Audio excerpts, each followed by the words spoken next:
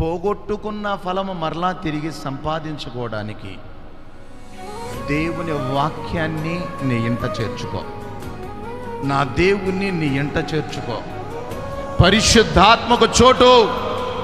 నిశ్చయముగా పోగొట్టుకున్న నీ ఫలము తిరిగి సంపాదించుకోబోతున్నావు. ఆమెన్. గట్టిగా చెబుదామండి. Amen, amen. ఏపు గురించి మీ అందరికీ తెలిసినదే, తెలియనిదేమీ కాదు. చాలా కోల్పోయాడు, మరలా తిరిగి ఎంత ఇచ్చాడు ఆయన? చెప్పండి, గట్టిగా చెప్పండి. ఎంత ఇచ్చాడు? అయ్యా, నేను ఫలానోళ్ళ చేతుల్లో చాలా మోసపోయానయ్యా. నువ్వు నీతిగా ఉండి మోసపోయినా పర్వాలా.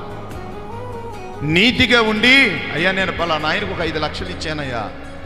నీతిగా ఏంటి, వాళ్ళ అవసరంలో ఉన్నప్పుడు ఇచ్చావు, వాడు నిన్ను మోసం చేశాడు ఏంటి?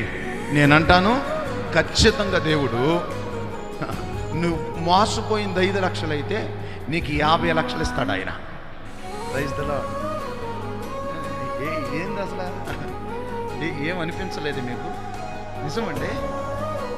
నువ్వు నీతిగా అవతల వ్యక్తి ఆపదలో ఇబ్బందులో ఉన్నాడని, అతన్ని ఏదో పైకి లేపాలని నువ్వు మేలు చేశావు, సహాయం చేశావు. కానీ అవతలోడు నిన్ను మోసం చేశాడు. అవతలోడు అది ఆసరాగా తీసుకుని మోసం చేశాడు. అయితే నేనంటాను, 5 లక్షలు తగినట్టుగా, ఆ 1,00,000 రూపాయలకు తగినట్లుగా, ఆ 10 లక్షలకు తగినట్లుగా నా దేవుడు నిన్ను దానికి మించిన 7 అంతలు ఏదో ఒక రూపేణ ఆయన నీకు ఇస్తాడు. ఆమెన్. అర్థమైన వాళ్ళు చప్పట్లు కొట్టి ప్రభువుని స్తుతించండి. హల్లెలూయా. సత్యం చెబుతున్నా నేను, అది నేను అనుభవిస్తున్నా చెబుతున్నా. ఆమె ఆయన ఏ రీతిగా చేస్తాడో తెలియదు, ఏ దిక్కు నుంచి చేస్తాడో తెలియదు, ఏ రీతిగా ఆయన నిన్ను నిలబెడతాడో తెలియదు. నువ్వు పోగొట్టుకున్న నాణ్యం కావచ్చు, నువ్వు పోగొట్టుకున్న మేలు కావచ్చు, నువ్వు పోగొట్టుకున్న ఫలము కావచ్చు, నువ్వు పోగొట్టుకున్న పరిచర్య కావచ్చు, నువ్వు పోగొట్టుకున్న ఫలము కావచ్చు, అది ఏదైనా ఈ సంసోను వలె ఆయన పాదాలు పట్టుకుని